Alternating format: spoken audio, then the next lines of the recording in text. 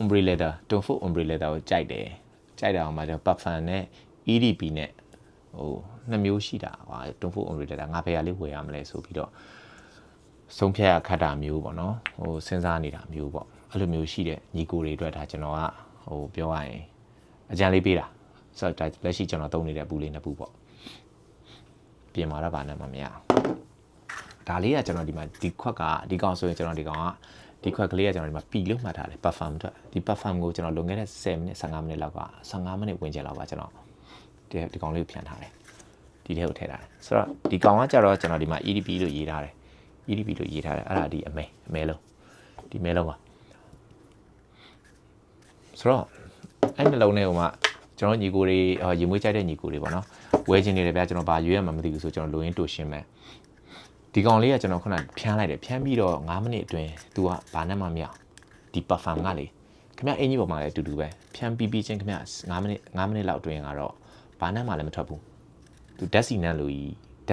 မျိုးကြီးဟိုဒီဇယ်နံလို့ဓာတ်စီဒီဇယ်နံလို့မျိုးပေါ့အဲ့လိုမျိုးနံလို့မျိုးပဲရတယ် तू ကတော့15မိနစ်ကြာပြီးသွားတဲ့အထိဒီတိုင်းပဲပြီးသွားရင်ကျွန်တော်ဒီကောင်6နာရီ9နာရီ8နာရီ10နာရီလောက်6နာရီကနေ10နာရီလောက်ထိခံတယ် long lasting ဒီကောင်လည်းအတူတူပဲ long lasting ခေါ်ဒါပေမဲ့အပြင်မှာအလုပ်မယ်ပေါ့နော်တို့ချွေးတွေထောင်အလုပ်မယ်ဆိုတော့ခံချင်မှလည်းခံမယ်ဆိုတော့ဒီနှလုံးထဲကပဲရွေးရမလဲဆိုရင်ဒီကောင်ကအရင် smooth ဖြစ်တဲ့ချိုးတယ် sweet ဖြစ်တယ်ဆွတ်ချင်းကနေဒီနဲ့မယ်10မိနစ်15မိနစ်ကြာပြီးသွားလဲဒီနဲ့မယ်ခင်ဗျနောက်ထပ်2နာရီလောက်ကြာပြီးနေဒီနဲ့မယ်ချိုလေးနဲ့အရင်ပဲ sweet ဖြစ်တယ်တော်တော်လေးကိုအသုံးပြုလို့လွယ်တဲ့အထဲမှာပါတယ်ဗောနော်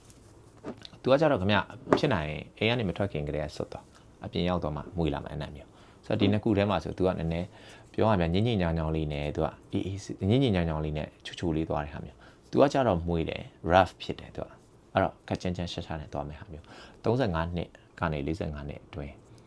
လူလက်ပိုင်းတွေအတွက်တင့်တော်တယ်လို့ပြောလို့ရတယ်ကျွန်တော်တော့ကြိုက်တယ်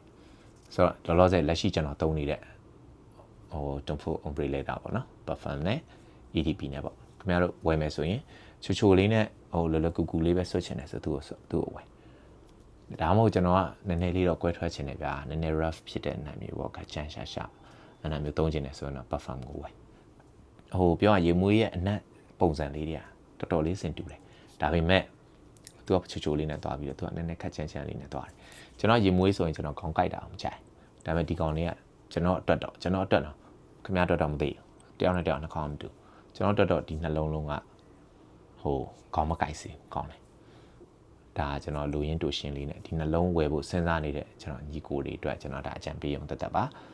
အားလုံးကျေးဇူးတင်ပါတယ်